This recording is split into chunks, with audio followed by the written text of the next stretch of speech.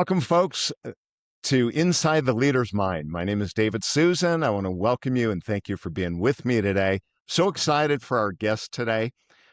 His name is Darrell Moon. And after running 10 hospitals, Darrell transitioned into helping employers purchase health care in a way that aligns healthcare to work for them. He's the CEO and founder of Orient. He's a top healthcare speaker in the world's largest executive coaching organization, Vistage, which many of you are probably familiar with. He's a Forbes leadership contributor and the author of the book, Make Healthcare Work for You: How CEOs Can Transform Employee Benefits and Reduce Medical Spending with Aspirational Healthcare. Please welcome Darrell Moon. Thank you, David. It's a pleasure to be with you today. I'm so excited to have you here. We had a little intro call with each other, and I left fascinated by what you currently do. So here's what I'd like to get started: is maybe briefly tell them what you do now, uh, and then how you got to where you are. So I call myself an evangelist to transform the largest industry in America, which is the American Wow. healthcare industry. Fourth largest GDP in the world. And about half of that, $5 trillion, is total waste, has nothing to do with providing healthcare. And so to me, my passion is to wake up business leaders to the fact that they have all the control in the world, but nobody's ever told them that they do, and they believe they don't. So what I do is help wake up CEOs to the fact that they can have health care for their employees at half the cost and a superior healthcare model, far better for their employees. It's just one of those things that people don't realize. And so I try to wake up business leaders to that fact and show them how to do it. Okay, sounds like a pipe dream. Like there's no way, right? People hear this and go, cut our cost No in way. half. That's crazy.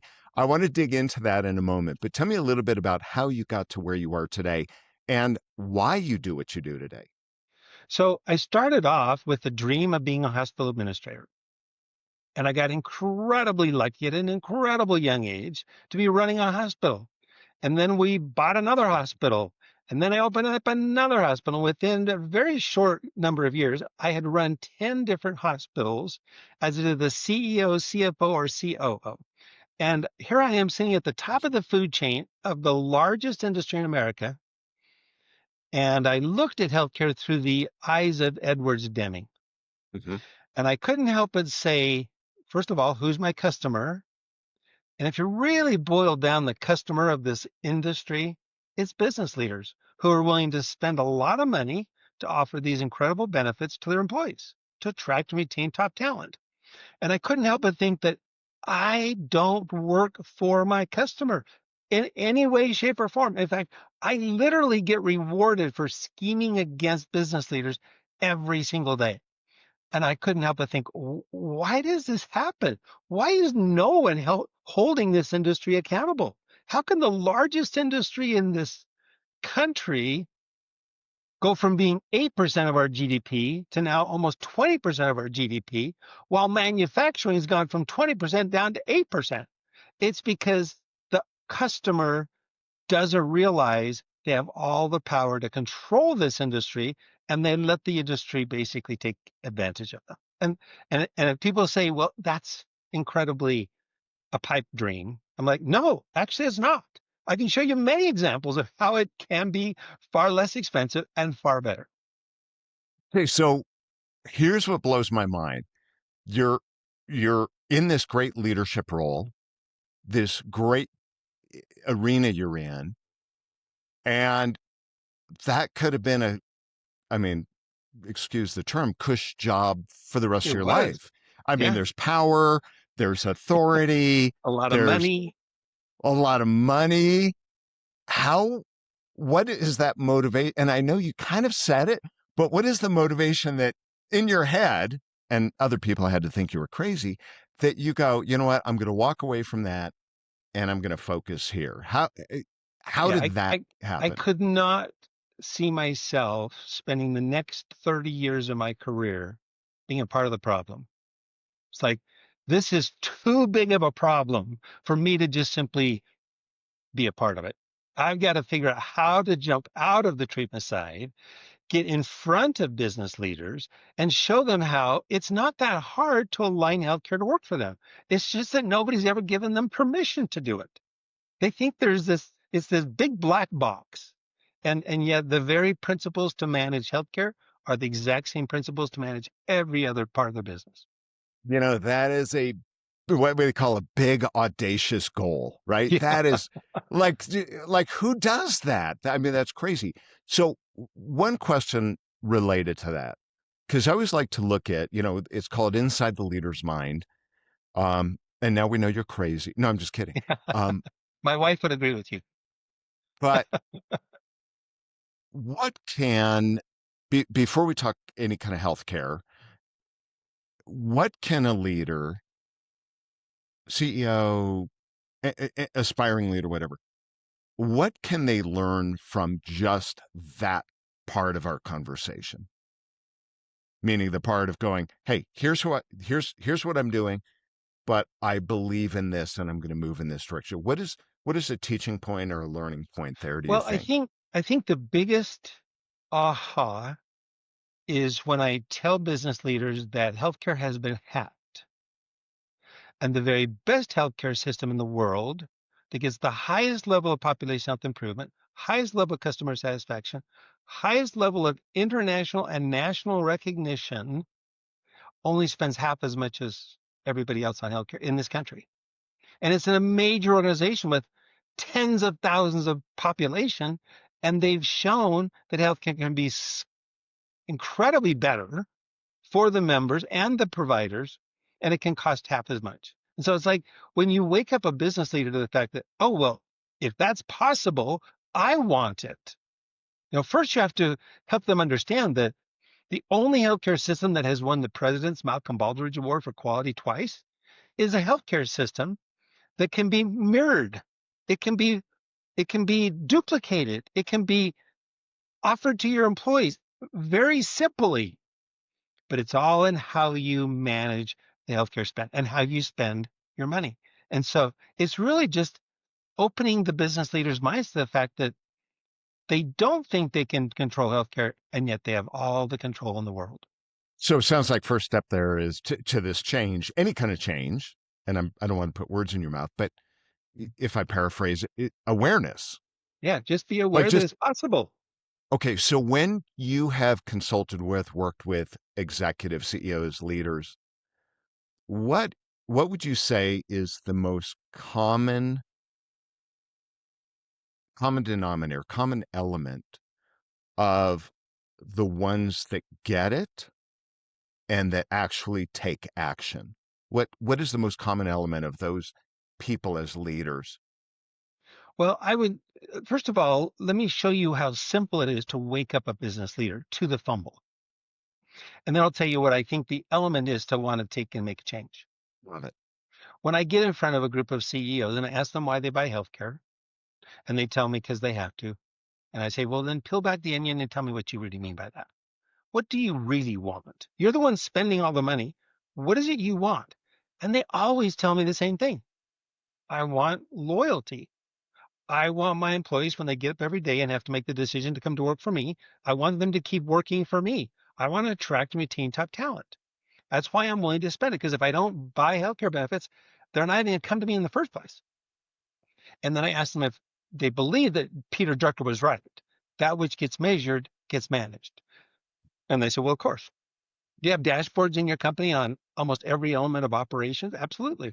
Sales, absolutely. Finances, absolutely. Have you ever measured to see how well the second largest cost of doing business is working to give you what you want? Do you ever ask your employees whether or not this enormous investment you're making is actually working to attract them or to retain them? Zero CEOs have ever done that. And it's the first step at going, oh, you mean it would make a difference? Yeah, because once you create a measurement and you monitor it, now you can say to the people you put in charge of it, guess what? Your compensation is tied to me seeing my loyalty scores go up. And then the most important thing is that broker consultant that HR manager's hiring to represent you as the company to the healthcare industry. Ah, that person is now going to get aligned with the company's goals. And their compensation is going to be based on those loyalty scores. And that makes all the difference in the world. When the person who's representing you to the industry, instead of working for the industry and financially being rewarded for a broken healthcare system, is now working for the employer, it makes all the difference in the world. And I could go into all the details about what can be done, but that little aha, and when you wake up a business leader to the fumble, and that it's so simple to pick up the fumble, most CEOs go, well, yeah, why wouldn't I want to do that? If it's that simple, let's explore that more. I'm sure some take action and some don't. The ones that take action or the ones that don't, what's the difference? What do you see as why they take action? Because the There's numbers no are already question. there. Yeah, there's no question that the employer, the CEO, who's got high levels of profitability and are focused on maintaining that scale, they don't care as much about the fact that they're wasting all that money on healthcare benefits. Now, tech is a good example. Manufacturing, that is not the case. Their margins are they're low. Right, They're right. spending a lot of money on all kinds of things. And it's like, hey, if I can save half of the money I'm spending on healthcare benefits, wow, what that could do to my bottom line. So it kind of depends on the level of like profitability of the company and the industry they're in. That makes the most difference, I think. And I'm also wondering if there's also, if it was presented and they understood opportunity cost too, because if we're saving that kind of money, what could we do with that? Could we provide better care? Could we upgrade systems? Could we be more, could we do that software upgrade we've been putting off? Like, Right. is it significant enough that they could reallocate and it's, Absolutely. Absolutely. And where I tell them to reallocate that savings first is building greater loyalty. hmm, And what do I mean by that? One of the things I love to do and is ask business leaders about what do you do to build loyalty? What is your strategy to build loyalty? And what builds loyalty within you? Well, what I almost always hear is when I know someone like a boss is more interested in my personal success than their business success, I'll do anything for that boss. And so imagine a company who offers their employees support in reaching their personal dreams. And I know one client of mine that will actually not only pay for a coach to support people in their personal dreams, like a trip to Hawaii, buying a new home, a new hobby, he actually incentivizes them to work with a dream coach to reach those dreams. And he will reimburse them up to $1,000 a year towards that dream, even if that dream is to create a competitive company against him. Imagine the level of loyalty that CEO builds within his company when they know he cares more about them and their personal success than he cares about his company's success. It comes back multiple times. And so one of the things that I encourage employers to do, if you're going to save 50% on your healthcare spend, allocate a portion of it to really communicate to your employees that you really do care about them personally, because love that. nothing will create greater loyalty.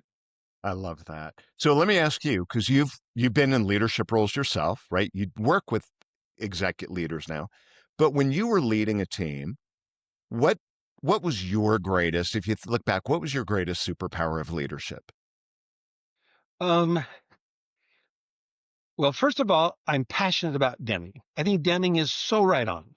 Define your customer, figure out what's going to delight, engage, inspire your customer, find the processes that you need to measure to monitor whether or not you're actually delighting the customer. What processes make the biggest impact in delighting the customer?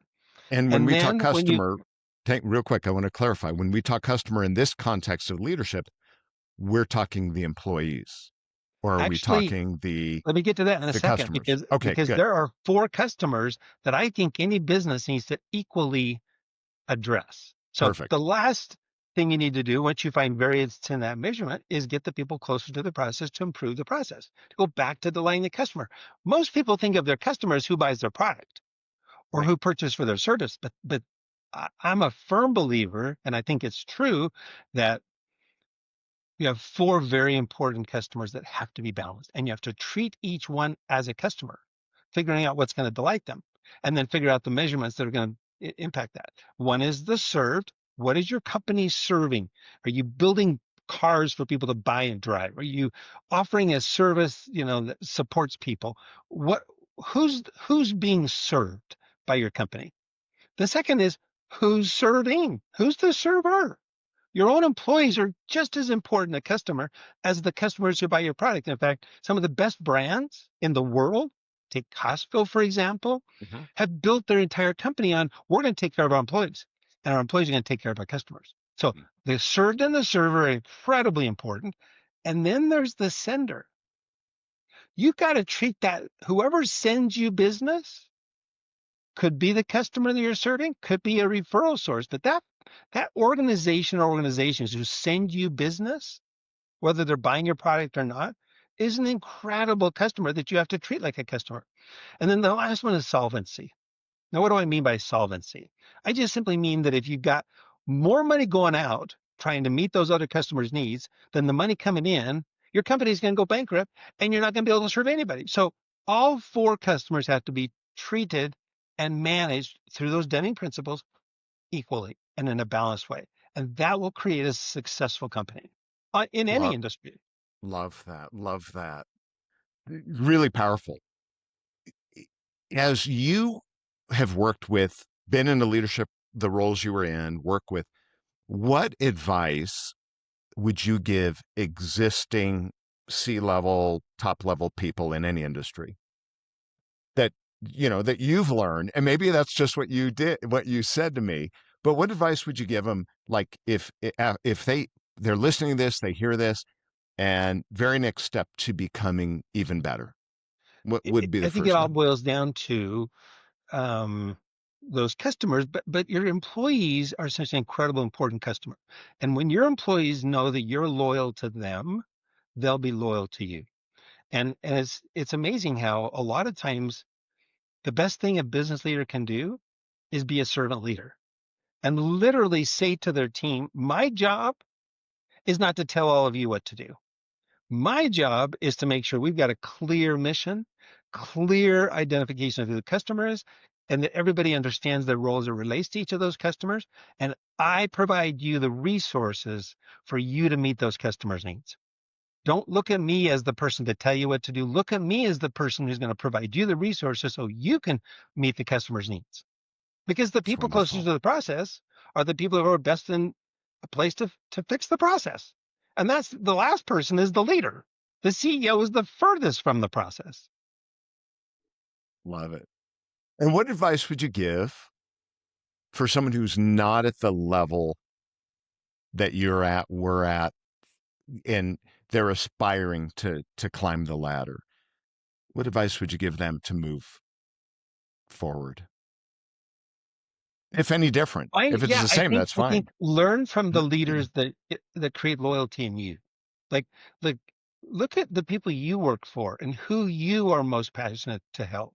And then basically mirror those qualities. What is it that causes you to feel loyal to someone? And then how do you mirror that as you climb the ladder to others?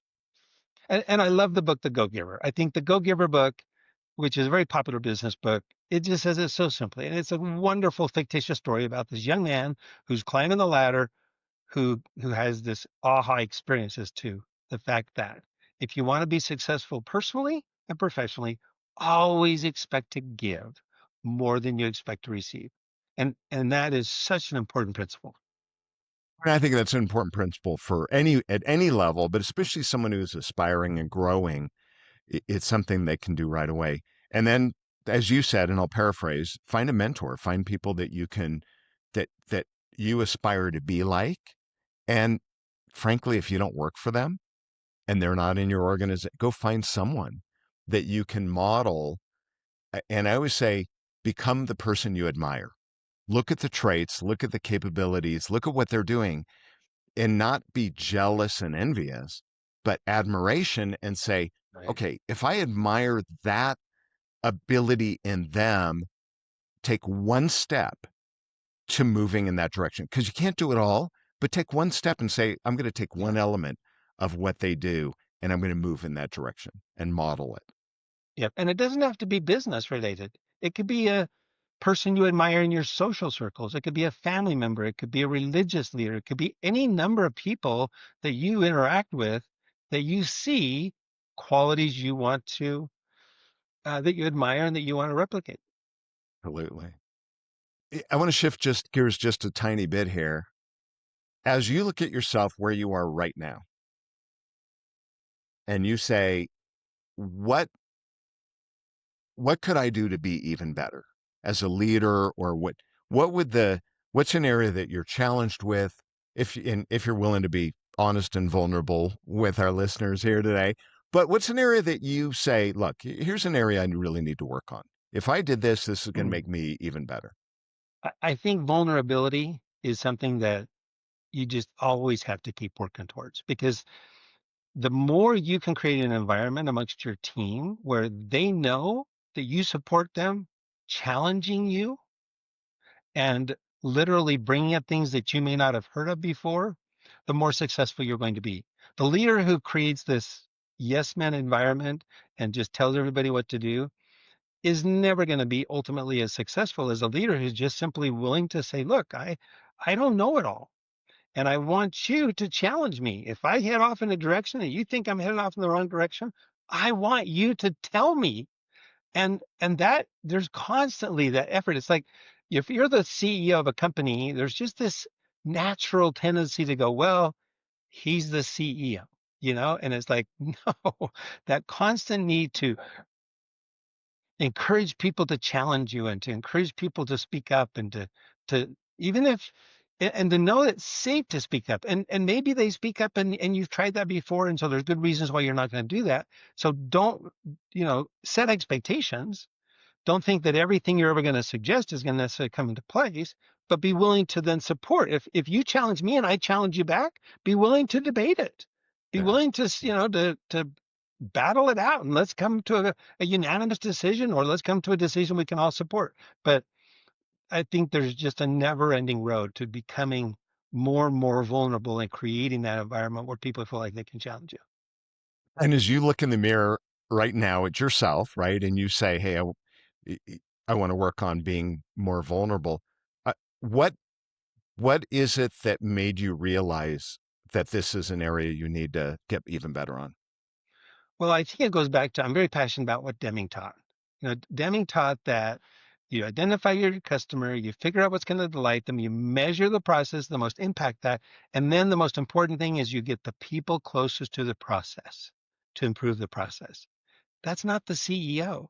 And it's that constant remembering that, from my perspective, I think I know what the answer is. And let me tell you what I think you should all do. But it's like holding back and saying, no, you're closest. You tell me what needs to be done and being willing to let the people close to the process to improve the process because they are the closest. I Yeah. love the book It's Your Ship.